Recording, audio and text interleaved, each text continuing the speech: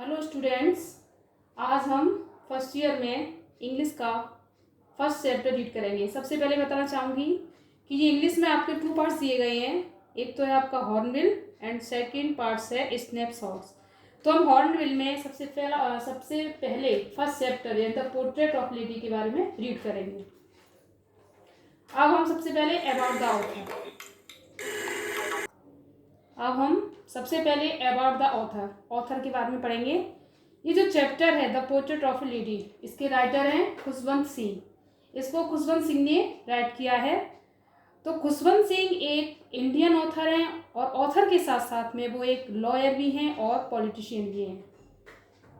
तो इन्होंने यानी खुशवंत सिंह ने कई तरीकों से कई रूप में इंग्लिश लिटरेचर की सेवा भी की है और इनको 1974 में पद्म भूषण का अवार्ड भी मिला है।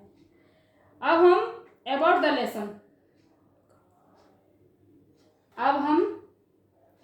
लेसन के बारे में रीड करेंगे। लेसन में क्या बताया गया है, तो जो राइटर हैं खुशवंत सिंह, इनका ये ऑटोबायोग्राफिकल पार्ट है, यानी कि ये उनकी एक आत्मकथा है जिन्होंने अपने ऊपर इसको लिखा है। तो जो पोर्ट्रेट ऑफ लेडी है, इसको हम हिंदी बोलेंगे कि एक लेडी का शब्द चित्रण। तो इस चैप्टर में ये बताते हैं खुशवंत सिंह कि उन्होंने अपना जो चाइल्डहुड डेज है यानी उनके जो बचपन के दिन हैं, उन्होंने अपनी दादी माँ के साथ कैसे स्पेंड किया है और उनकी जो रिलेशनशिप है उनकी दादी माँ के साथ, तो वो एक इंडियन फैमिली यानी भारतीय फैमिली के प्रेम की ऊंचाइयों को दिखाया है। और इस चैप्टर में ये बताया गया है कि जब ऑथर खुशवंत सिंह अपनी दादी माँ के साथ साथ रहते हैं और हर काम साथ साथ करते हैं, लेकिन एक समय ऐसा आता है कि जब उनको उनसे अलग होना पड़ता है। तो उस चीज़ को इस चैप्टर में दिखाया गया है। और पहले तो जो राइटर हैं उनकी दादी माँ हैं, वो गांव में रहती हैं और गांव की ट्रेडिशन और कस्टम्स को कैसे फॉलो करती हैं, और जब उनको सिटी में रहना पड़ता है तो अपने आप को कैसे बदलती हैं। इस चीज़ के बारे में इस चैप्टर में आपको मैं एक्सप्लेन करूँगी। स्टूडेंट्स, अब हम चैप्टर को रीड करते हैं। My grand mother like everybody's grand mother. जो मेरी दादी माँ थी वो प्रत्येक व्यक्ति की दादी माँ की तरह ही थी। वाज एन ओल्ड मैन, जैसे सबकी दादी माँ होती है वैसे ही राइटर की दादी माँ भी थी। She had been old and wrinkled for the 20 years that I had known her. जैसा कि मैं उनको जानता हूँ, वो 20 साल से लगभग एक बूढ़ी और झुर्रीदार वाली लेडी थी, जिनके फेस पर झुर्री आ जाती हैं, तो एक झुर्रीदार लेडी भी थी। People said that she had once been young and pretty. लोगों का कहना भी था कि वह कभी सुंदर और जवान भी रही थी। And had even had a husband, और उनके पति भी था। But that was hard to believe, लेकिन मेरे लिए ये बिलीव करना बहुत ही मुश्किल था। My grandmother's portrait hung above the mantelpiece in the drawing room. जो मेरे दादाजी का जो चित्र था वो अंगीठी की कानस होती है उसके ऊपर उनका चित्र टंगा हुआ था। ही वॉर ए बिग टर्बन, और एक बड़ी पगड़ी वो पहने हुए थे। एंड लूज फिटिंग क्लॉथ्स, और उनके जो कपड़े थे वो थोड़े ढीले ढाले थे। His long white beard covered the best part of his chest, और उनकी जो लंबी सफ़ेद दाढ़ी थी वो इतनी बड़ी थी कि उनके छाती के हिस्से को भी दबा रही थी। And he looked at least 100 years old, और वो ऐसे दिखाई दे रहे थे कि जैसे वो 100 साल के हों। He did not look the sort of a person who would have a wife और चिल्ड्रन। वो ऐसे नहीं दिख रहे थे, वो इस तरह के व्यक्ति नहीं थे कि जिनके केवल एक पत्नी और बच्चे ही हों। He looked as if he could only have lots and lots of grandchildren. वो ऐसे दिखाई दे रहे थे कि मानो उनके कितने ही पोते और पोतियां हों। As for my grandmother being young and pretty, जैसे कि मेरी दादी माँ यंग और प्रेटी थी, the thought was almost revolting. ये मेरे लिए समझना बहुत ही घृणास्पद था, यानी कि मैं समझता था कि जैसे मैंने मेरी दादी को देखा है वो हमेशा से वैसी ही थी। शी ऑफ्टन टोल्ड अस, उनकी दादी उनको हमेशा बताती थी ऑफ द गेम्स, उन गेम्स के बारे में। She used to play as a child, जिनको वो एक बच्ची की तरह खेलती थी। That seemed quite absurd and undignified on her part, and we treated it like the fables of the prophets she used to tell us। यानी कि वो हमेशा बताती थी कि जिन गेमों को खेल रही हैं वो थोड़े बच्ची की तरह हुआ करते थे और उनके जो गेम थे वो थोड़े घृणास्पद एंड मूर्खतापूर्वक होते थे, और वो हमें जो भी बातें बताती थी वो हमेशा पैगंबरों की शिक्षाप्रद कहानियों के समान होती थी। अब हम सेकंड पैराग्राफ को रीड करते हैं। She had always been short and fat and slightly bent. जो राइटर की जो दादी थी वो नाटी, मोटी और झुकी हुई कमर के साथ थी। हर फेस बाजे criss cross of wrinkles running from everywhere to everywhere. और उनके फेस पर कहीं कहीं भी आड़ी तिरछी झुर्रियाँ पड़ी हुई थी। No we were certain she had always been as we had known her. नहीं, मैं निश्चित रूप से कह सकता हूँ कि वो हमेशा से ऐसी ही रही थी जैसा कि मैं उनको जानता हूँ। ओल्ड, बूढ़ी, सो टेरिबली ओल्ड, वो इतनी अधिक बूढ़ी थी that she could not have grown older, कि वो इससे ज़्यादा अधिक और बूढ़ी नहीं हो सकती थी। And had stayed at the same age for 20 years, और वो 20 साल की उम्र पर आकर थोड़ी ठहर सी गई थी। She could never have been pretty, वो कभी भी सुंदर नहीं थी। But she was always beautiful, लेकिन वो हमेशा से भी सुंदर थी। इसका मीन्स ये है कि वो दिखने में सुंदर तो नहीं थी, लेकिन बाई हार्ट से भी बहुत सुंदर थी। उनका नेचर बहुत ही अच्छा था। She hopped about the house in spotless white with one hand resting on her waist to balance her stoop and other telling the beads of a rosary। यानी कि वो घर में इस तरीके से घूमती थी, ढीले ढाले कपड़े पहनकर बेढंगे ढंग से वो इधर उधर घूमती थी, और वो उनकी जो कमर झुकी हुई थी तो अपनी कमर को बैलेंस बनाने के लिए वो अपना एक हाथ अपनी कमर पर रख लेती थी और दूसरे हाथ से रुद्राक्ष की माला को जपती रहती थी। हर सिल्वर लॉक्स वर स्कैटर्ड अनटाइडी ओवर हर पेल पुकर्ड फेस। यानी कि उनके जो सफेद बालों के जो गुच्छे थे वो उनके पीले झुर्रीदार फेस पर इधर उधर बिखरे पड़े रहते थे। And her lips constantly move in inaudible prayer, और उनके जो लिप्स थे वो हमेशा से ही मूव करते रहते थे, यानी हमेशा से ही गुनगुनाते रहते थे। इनऑडिबल प्रेयर यानी कि बहुत ही धीमे स्वर में, जिसको हम ना सुन सकें, ऐसी प्रेयर को हमेशा मूव करती रहती थी। Yes, she was beautiful. हाँ, अब मैं कह सकता हूँ कि वो बहुत सुंदर थी। She was like the winter landscape in the mountain, an expanse of pure white serenity breathing peace and contentment. यानी कि वो सर्दियों में पर्वती भद्रस के समान थी, यानी कि वो इतनी सफेद शांत चित्र के समान दिखाई देती थी जिसको सुनने से संतोष और शांति मिलती थी। अब हम थर्ड पैराग्राफ को रीड करेंगे। My grandmother and I were good friends. मेरी दादी माँ और मैं एक अच्छे मित्र थे। My parents left me with her when they went to live in the city. जो राइटर थे उनके माता पिता थे, उन्होंने उनको राइटर को उनकी दादी माँ के पास छोड़ा। When they went to live in the city, जब वो शहर में कुछ टाइम के लिए गए। And we were constantly together, तो आप जो राइटर थे वो अपनी दादी माँ के साथ साथ साथ रहते थे, हमेशा से ही साथ साथ रहते थे। She used to wake up in the morning and get me ready for school. तो जो उनकी दादी माँ थी वो उनको डेली उनको जगाती थी सुबह और उनको स्कूल के लिए भी तैयार करती थी। She said her morning prayer in monotonous sing song while she bathed and dressed me in hope that I would listen and get to know it by heart. तो जो दादी थी वो मुझे तैयार करती रहती थी और तैयार करते समय वो एक मॉर्निंग प्रेयर को गुनगुनाती रहती थी बिना किसी लय के, यानी उनको अच्छे से गाना नहीं आता था फिर भी वो गाती रहती थी और गाती रहती थी। मतलब मुझे बात करती थी या नहलाती थी और मुझे कपड़े पहनाती थी। उस समय प्रार्थना को गुनगुना लेने का मतलब ये है कि वो ये चाहती थी कि मैं उनकी प्रेयर को सुनूं, बाई हार्ट से सुनूं। तो आई लिसन, मैं सुनता भी था, because I love her voice, क्योंकि वो जो गुनगुनाती थी उनकी आवाज़ मुझे बहुत ही अच्छी लगती थी। बट नेवर बॉथर टू लर्न, लेकिन मैंने कभी भी उसको याद करने की कोशिश नहीं की। Then she would fetch my wooden slate, which she had already washed and plastered with yellow chalk, a tiny earthen ink pot, and a red pen. Tie them all in a bundle and hand it to me. तब वो जाकर मेरे लिए लकड़ी की slate, जिसको वो पहले से ही धोकर साफ करके रखती थी, और उसको येलो चौक यानी पीली चौक से उसको साफ पोत देती थी, and tiny earthen ink pot, और जो मिट्टी की इंक पॉट होती है, और एक लाल कलम, इनका बंडल बनाकर वो मेरे हाथ में दे देती थी. After a breakfast of A thick steel chapati with a little butter and sugar spread on it. तब हम ब्रेकफास्ट में, जो हम ब्रेकफास्ट करते थे, उसमें हम एक मोटी बासी चपाती, जिस पर कि थोड़ा सा बटर यानी मक्खन, और उस पर चीनी को फैलाकर मैं उसका ब्रेकफास्ट करता था. वी वेंट टू स्कूल, तब हम स्कूल जाते थे. She carried several chapatis with her for the village dogs.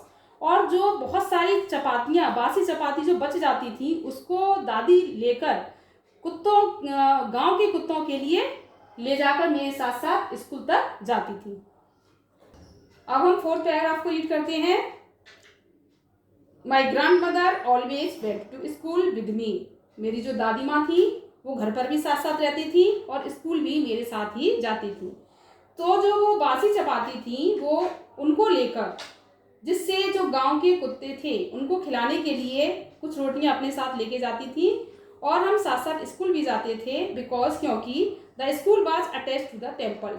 जिस जगह वो जाती थी, जिस मंदिर में वो जाती थी, वो मंदिर मेरे स्कूल के बिल्कुल अटैच में था, बिल्कुल बगल में था.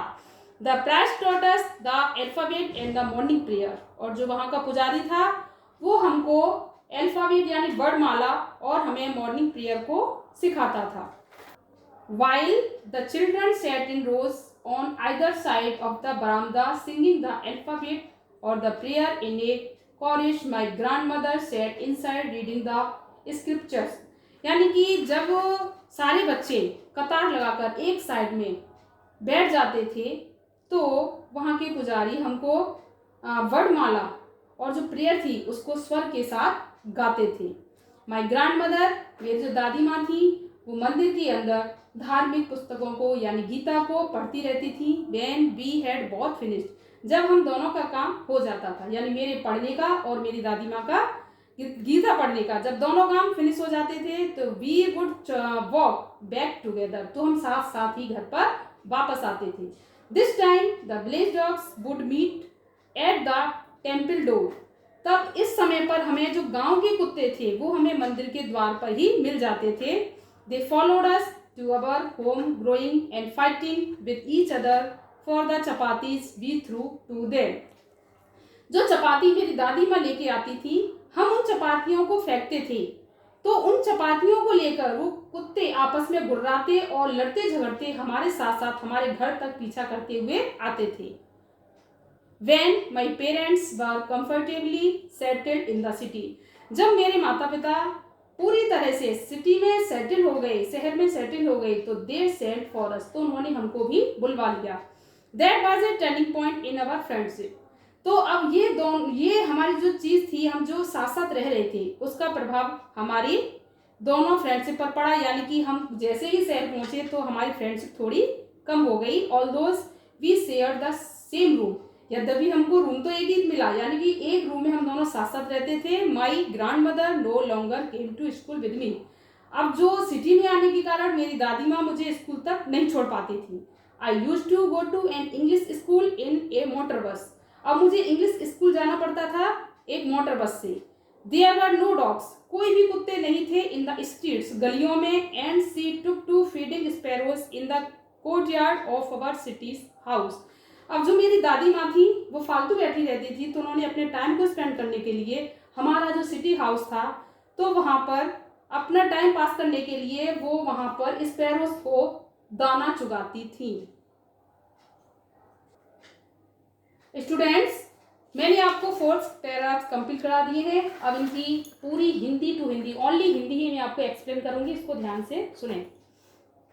जो राइटर था यानी कि जो खुशवंत सिंह थे, वो अपनी दादी माँ के साथ साथ रहते थे. जो उनकी दादी थी वो अन्य किसी भी व्यक्ति की तरह एक वृद्ध स्त्री थी, और वो उनको 20 वर्षों से जानता था, वो वैसी ही वृद्ध और झुर्रीदार वाली स्त्री थी। वो कभी भी सुंदर नहीं थी, ऐसा राइटर का सोचना था। उनके पति भी था, तो पति था, उनके बच्चे भी थे, जैसे कि उन्होंने लोगों से सुन रखा था। और उनके दादाजी का जो चित्र टंगा हुआ था, वो एक बड़ी सी पगड़ी पहने हुए थे और ढीले ढाले कपड़े पहने थे, और उनकी एक लंबी सफ़ेद दाढ़ी थी जो इतनी बड़ी थी कि उनकी छाती के ऊपरी भाग को कवर किए हुए थी। और वे ऐसे दिखाई देते थे कि कम से कम 100 वर्ष के तो हों। और वे इस प्रकार के व्यक्ति नहीं दिखाई देते थे कि उनकी केवल एक ही पत्नी और कुछ बच्चे ही हों। वो इस प्रकार के दिखाई देते थे कि वो उनके जाने कितने पोते और पोतियां हों। जहाँ तक इस बात की बात है कि तो मेरी दादी जी जवान और सुंदर थी, ये विचार मेरे लिए बड़ा ही घृणास्पद है, क्योंकि जैसे मैं उनको जानता था, जैसे मैं उनको देखता था, तो मुझे नहीं लगता कि वो कभी भी सुंदर थी।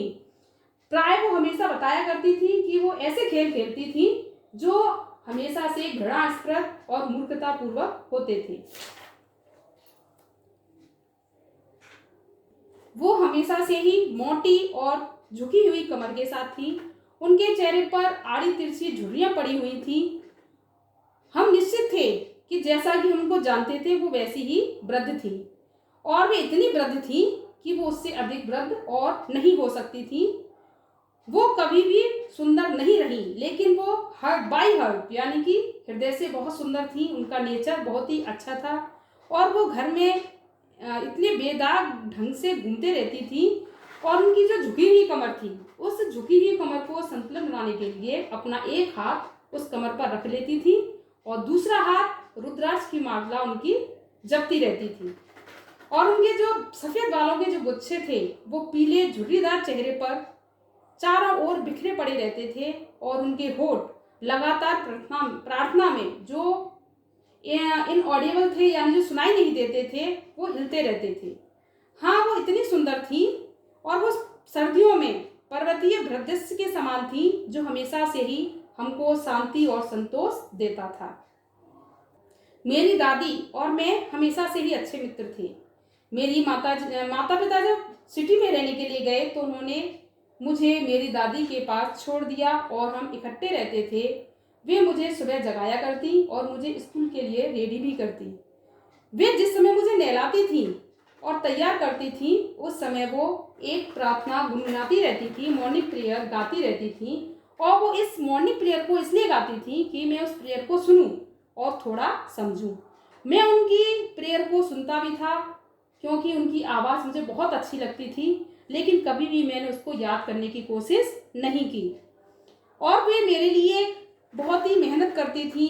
मैं जो पढ़ाई करता था उसके लिए वो मेरे लिए तख्ती लाती थी, और उसको साफ करके दवात के साथ और लाल कलम देती थी, और उसको बंडल में बांधकर मेरे हाथ में दे देती थी। और हम जो ब्रेकफास्ट करते थे, उस ब्रेकफास्ट में एक बासी रोटी जिस पर थोड़ा सा मक्खन और चीनी लगी होती थी, हम उसका नाश्ता करते थे। और उसके बाद जो बासी रोटियां बच जाती थी, उनको लेकर मैं और मेरी दादी स्कूल जाते थे। और वे, क्योंकि जो मेरा स्कूल था उसके जस्ट बगल में ही उनका मंदिर था, और वो हम दोनों जाकर अपने अपने काम पर लग जाते थे। यानी मैं अपने स्कूल में चला जाता था, और मेरी दादी थी वो मंदिर में जाकर अपने धार्मिक ग्रंथों को पढ़ती थी। और हमें स्कूल में हमारे जो पुजारी थे, वो हमें वर्णमाला और सुबह की प्रार्थना को सिखाते थे, और हम सभी बच्चे एक साथ इकट्ठा एक लाइन में सीधा खड़ा होके उनके वर्णमाला और उनकी मॉर्निंग प्रेयर को सीखते थे। जब हमारा और हमारी दादी का काम फिनिश हो जाता था, यानी मेरे पढ़ने का और मेरी दादी माँ का जो गीता पढ़ने का, दोनों का काम फिनिश हो जाता था, तो हम साथ साथ घर पर आते थे। इस समय हमें जितने भी विलेज डॉग्स थे वो इकट्ठे ही टेम्पल डोर पर मिल जाते थे, और जो रोटियां हम लेकर आते थे वो रोटियां हम कुत्तों के ऊपर फेंक देते थे, और वो उनके लिए आपस में गुर्राते हुए झगड़ते हुए हमारे घर तक हमारा पीछा करते थे। माता पिता शहर में पूरी तरह से सेटल हो गए, तब उन्होंने हमको भी अपने पास बुला लिया। तो जो इस चीज़ से मेरा और मेरी दादी माँ की जो फ्रेंडशिप थी उस पर थोड़ा फर्क पड़ा। यद्यपि हम दोनों का रूम तो सेम ही था। मेरी दादी माँ मेरे साथ अब स्कूल नहीं आती थी, अब मुझे इंग्लिश स्कूल जाना पड़ता था, वो भी एक मोटर बस से। वहाँ पर कोई भी डॉग्स नहीं थे, कोई भी गलियों में कोई भी डॉग्स नहीं थे। और जो मेरी दादी माँ थी, उनका टाइम स्पेंड करने के लिए वो सिटी हाउस में दिन में कोर्ट यानी आंगन में स्पैरोज़ों को दाना चुगाती थी। स्टूडेंट्स, फोर्थ पैराग्राफ आपके पूरी तरह से कंप्लीट हो चुके हैं। आपको मैंने हिंदी से भी बता दिया है एंड अच्छे से एक्सप्लेन भी कर दिया है, और मैं होप करती हूँ कि आपको अच्छे से समझ में भी आ गया होगा। आगे के पैसेज को हम कल रीड करेंगे। Okay, thank you.